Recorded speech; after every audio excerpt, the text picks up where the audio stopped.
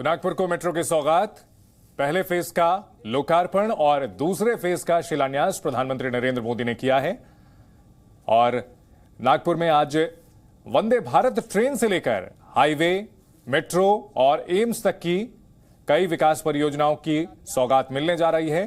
Vande Bharat train को PM ने हरी झंडी अब से थोड़ी देर पहले दिखाई और अब यहां मेट्रो ट्रेन में भी सफर किया है। पहले फेज का लोकार्पण किया गया है, दूसरे फेज का उन्होंने शिलान्यास कर दिया है।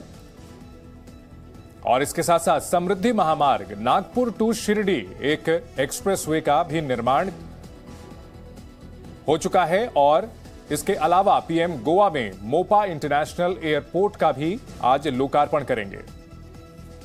विकास परियोजनाओं की न सिर्फ शुरुआत की जाए, न सिर्फ उनका शिलान्यास किया जाए, बल्कि जल्द से जल्द उन्हें पूरा करके जनता को समर्पित किया जाए, जिससे अर्थव्यवस्था। बिजनेस लोन के लिए बैंक गए तो बिजनेस प्लान दिखाइए करके पूछते हैं।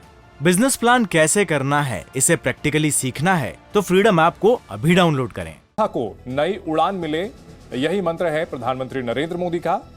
और इसका असर देश के अलग अलग हिस्सों में देखने को मिलता है। आज नागपुर की ये तस्वीरें आपको हम दिखा रहे हैं।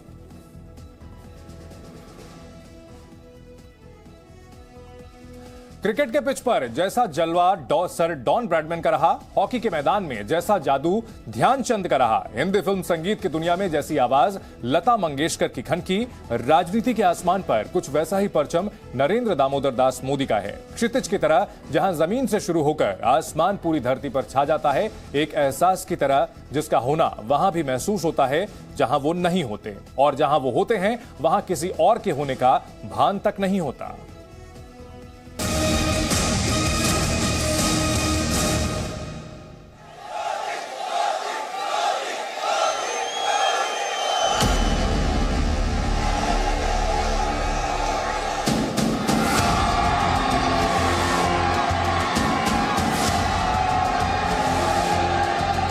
एक बार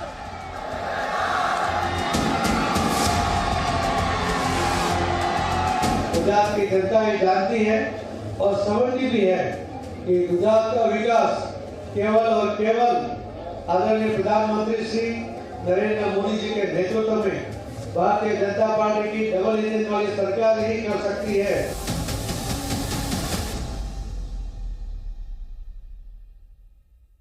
હું દમણથી નીકળ્યો અને વલસાડ પહોંચ્યો। આખાએ રસ્તા ઉપર જે રીતે લોકો આશીર્વાદ આપી રહ્યા હતા, એક પ્રકારે તમે આ સભામાં આવીને ચૂંટણીના પરિણામની સિંહ ગર્જના કરી દીધી છે।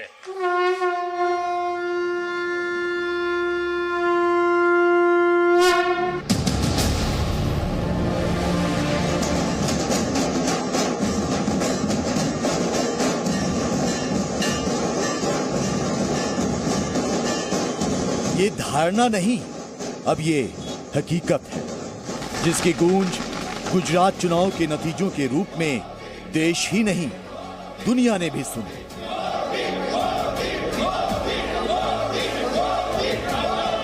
मोदी मंत्र है जीत का।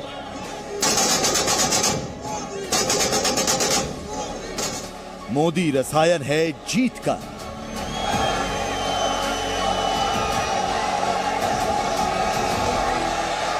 मोदी गणित है, मोदी विज्ञान है, मोदी कला है, मोदी शिल्प है, मोदी मोती है। राष्ट्रवादी विचारधारा के लिए मोदी सियासत के कोहिनूर है।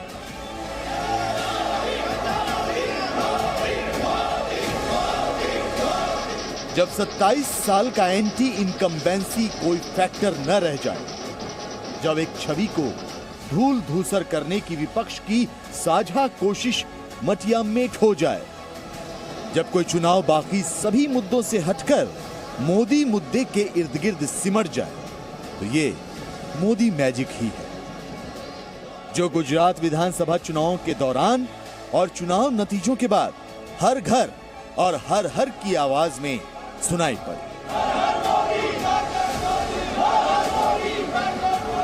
गुजरात की सत्ता में 2.5 दशक से काबिज बीजेपी के सामने न मालूम कितनी दुश्वारियां आई, न मालूम कितने प्रपंच रचे गए, न मालूम कितने जुबानी हमले हुए, लेकिन एक तिलिस्म, एक ट्रंप कार्ड, एक मुद्दा सब पर भारी पड़ा।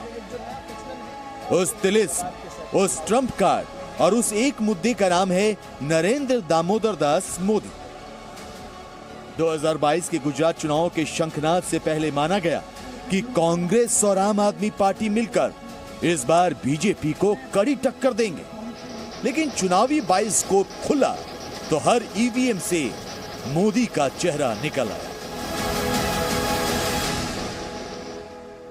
भाजपा का बढ़ता जन समर्थन ये दिखाता है कि परिवारवाद और भ्रष्टाचार के खिलाफ जन आक्रोश लगातार बढ़ रहा है। और मैं इस बात को स्वस्थ लोकतंत्र के लिए एक शुभ संकेत के रूप में देखता हूं। कांग्रेस घुटने पर आ चुकी थी। नतीजों को मोदी की सुनामी बताया जाने लगा। भले ही मोदी विपक्ष के लिए सुनामी की तरह आए हों, लेकिन बीजेपी के लिए मोदी राजनीति के उस मानसून और हवा के झोंके की तरह आए जिसने देश के साथ साथ गुजरात की सियासी आबो हवा को अनुकूल बनाकर पार्टी की जड़ें बेहद मजबूत कर डाली। आदरणीय प्रधानमंत्री नरेंद्र मोदी जी का वो सींचा हुआ सिंचित जमीन है और उपजाऊ जमीन है, और जिस तरह से उन्होंने काम प्रारंभ किया भारतीय जनता पार्टी ने और मोदी जी के नेतृत्व में गुजरात को सींचा है, उसको आगे बढ़ाने का काम किया है, वो अभूतपूर्व रहा है। और उसी का प्रतिफल है कि आज पुनः पताका भारतीय जनता पार्टी का लहराया है। गुजरात में 27 साल से भारतीय जनता पार्टी जिस हिसाब से कार्यरत है, जिस हिसाब से विकास की जो एक गुजरात का रोल मॉडल स्थापित किया है, तो लोगों में कहीं ना कहीं ये था कि यही एक जो मॉडल है उन पे अब अविरत विकास की जो यात्रा है भारतीय जनता पार्टी के साथ ही जुड़कर वो आगे बढ़ाना चाहेगी। और ये नतीजा साफ है कि गुजरात की जनता भारतीय जनता पार्टी के साथ थी और आगे भी भारतीय जनता पार्टी के साथ रहेगी। गुजरात में बीजेपी की ये जीत ऐतिहासिक है। गुजरात में बीजेपी ने अब तक की सभी चुनावी जीतों का रिकॉर्ड तोड़ दिया। 1985 में कांग्रेस ने माधव सिंह सोलंकी की अगुवाई में 149 सीटें जीती थी। करीब 37 साल बाद बीजेपी ने 150 का आंकड़ा पार कर नया बेंचमार्क तय कर दिया। बीजेपी की जीत की चाप तो हर कोई महसूस कर रहा था, लेकिन बीजेपी की रिकॉर्ड तोड़ धमक केवल एक शख्स को चुनाव प्रचार के दौरान सुनाई पड़ रही थी। सिर्फ 5 वर्ष के राजनीतिक नफा नुकसान को देखते हुए हम कोई भी घोषणा नहीं करते। हमारी हर घोषणा के पीछे एक दूरगामी लक्ष्य होता है, एक रोड मैप होता है।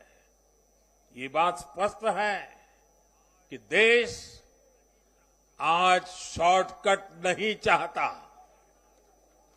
देश का मतदाता आज इतना जागरूक है कि क्या उसके हित में है, क्या उसके अहित में है, वो अच्छी तरह जानता है। बिजनेस लोन के लिए बैंक गए तो बिजनेस प्लान दिखाइए करके पूछते हैं। बिजनेस प्लान कैसे करना है, इसे प्रैक्टिकली सीखना है तो फ्रीडम ऐप को अभी डाउनलोड करें।